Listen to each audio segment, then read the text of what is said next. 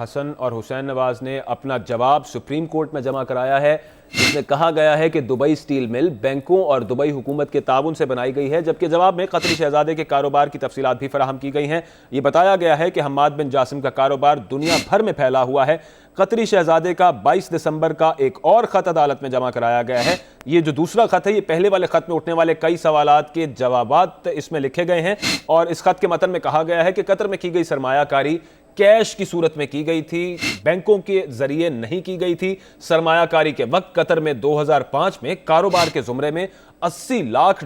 بقایا تھے، جو کہ ادا کیے گئے بعد میں قطری خاندان کی جانب سے نیلسن اور نیسکولز کے شیئر کی صورت میں۔ جبکہ آپ کو بتائیں کہ وزیر اعظم کے بیٹوں کی جانب سے جمع کرائے گئے اضافی دستاویزات میں شیخ حماد بن جاسم الثانی بن جابر کا پروفائل بھی شامل ہے، اور طارق شفیع کا بیان حلفی بھی انہی دستاویزات کا حصہ ہے جو آج حسن اور حسین نواز کی جانب سے جمع کرائی گئی ہیں۔ اور طارق شفیع کا جو بیان حلفی ہے وہ بھی جمع کرایا گیا ہے 1980 میں دبئی فیکٹری کی فروخت اور اس سے متعلقہ دستاویزات کے ساتھ ساتھ عزیزیہ سٹیل مل کی خرید و فروخت سے متعلق دستاویزات کی کاپی بھی آج کے جواب میں شامل ہے۔ عزیزیہ سٹیل مل سعودی عرب کی دستاویزات پر 20 مارچ 2005 کی تاریخ بھی درج ہے، جبکہ عزیزیہ سٹیل مل کی ورک شیٹ سیٹلمنٹ بھی دستاویزات میں شامل کی گئی ہے۔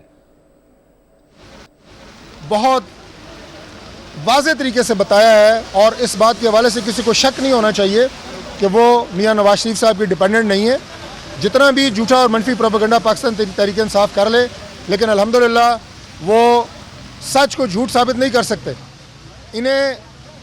جو اپنے ان کے اوپر الزامات ہیں جو ان کا سامنا ہے، ان کا تو یہ ثبوت دے نہیں رہے، لیکن ہمارے اوپر یہ روز ایک نیا الزام لگا دیتے ہیں، اور خود کہتے ہیں کہ ہمارا کام تو الزام لگانا ہے، ثبوت لانا یہ پی ایم ایل این کا کام ہے۔ تو میں آخر میں صرف اتنا کہوں گا کہ ان کی مثال بالکل ایسے ہی ہے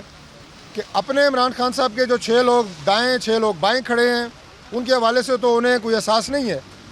کہ ان پہ کیا الزامات ہیں، ان کی کتنی آف شور کمپنیز ہیں۔ وہ اگر کروڑوں کے نہیں اربوں کے تحائف اپنی فیملیز کے درمیان اگر تقسیم کرتے ہیں، ان پہ تو کوئی الزام نہیں، لیکن ہمارے اگر 52 کروڑ روپے ان کو نظر آتے ہیں جو باپ بیٹے یا باپ اور بیٹی کے درمیان دیے گئے، تو اس کو سب کو اعتراض ہے۔ تحریک انصاف میں سب کو اس پہ اعتراض ہے۔ تو میں اس کی مثال ایسے ہی دوں گا کہ ایک شخص دوسرے شخص کو کہہ رہا تھا کہ میرے ابا حضور بیشتی جب چوری کرنے کے لیے کسی کے گھر میں داخل ہوئے تو وہ بے ایمان اپنے گھر میں نماز پڑھ رہا تھا۔ یعنی اپنے ابا حضور بیشتی نیت ان کی دیکھیں، اور جو اپنے گھر میں نماز پڑھ رہا ہے وہ ان کو بے ایمان نظر آتا ہے۔ تو انہیں اپنے اطوار درست کرنے کی ضرورت ہے، اور میں اس دن بھی میں نے یہ کہا تھا، اور آج بھی میں یہ کہوں گا کہ بڑا لیڈر بنا پھرتا ہے، نواز شریف کی بیٹی سے ڈرتا ہے۔ بہت شکریہ۔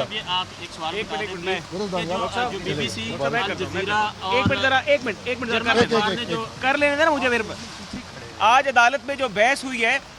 اس کا جو مین فوکس تھا وہ مریم نواز صاحبہ کے زیر کفالت ہونے پہ تھا۔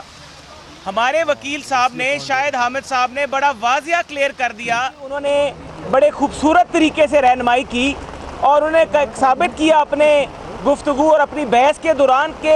پراپرٹی رکھ لینے سے وہ ڈیپینڈنٹ نہیں بن جاتی وزیر اعظم صاحب کی۔ اور یہ جس طریقے سے انکم ٹیکس آرڈیننس کا جو آبجیکٹ ہے، جو اس قانون کا جو پرپز ہے، اس پرپز میں صرف یہ ریپریزنٹیٹیو آف پیپلز آرڈیننس جو اس کے اندر یہ چیز ثابت کرنے کی ضرورت ہے کہ عوام کو یہ پتہ ہونا چاہیے کہ ان کا جو نمائندہ ہے اس کے اثاثے کیا ہیں۔ وزیر اعظم صاحب نے 2013 میں جو اپنا گوشوارہ الیکشن کمیشن میں داخل کیا، اس میں انہوں نے اس پراپرٹی کا ذکر نہیں کیا جس پراپرٹی کی بنیاد کے اوپر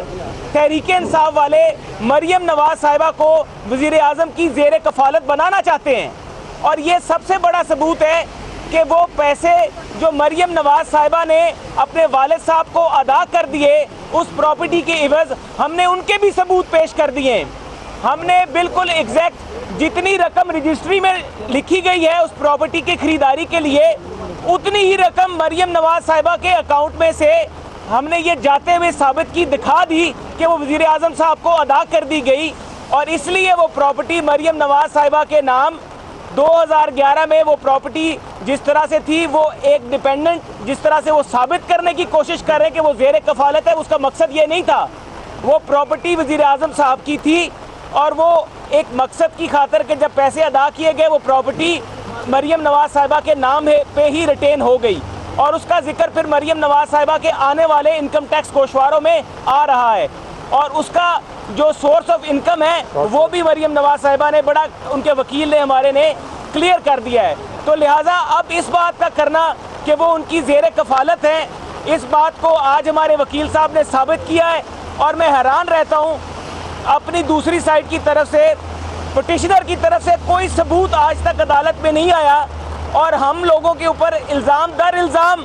اور ان لوگوں کے اگر آپ پٹیشنز کو دیکھ لیں, ان کی کارروائی کو دیکھ لیں تو اس میں کچھ نہیں ایسا جو یہ ثابت کرتا ہو کہ وزیر اعظم صاحب کی مریم نواز صاحبہ زیر کفالت ہیں. جس طرح میرے بھائی نے کہا کہ اب عمران خان 2018 کے الیکشن سے پہلے ہی اس قدر خوف زدہ ہے مریم نواز صاحبہ سے کیونکہ وہ اپنے والد کا دفاع کرتی ہیں, کیونکہ وہ ایک بیٹی ہے. تم تو اپنی بیٹی کو اون نہیں کرتے اور جو بیٹی اپنے والد کا دفاع کرتی ہے تم اس کے پیچھے پڑے ہوئے, تمہیں شرم آنی چاہیے کہ تم ایک ایسی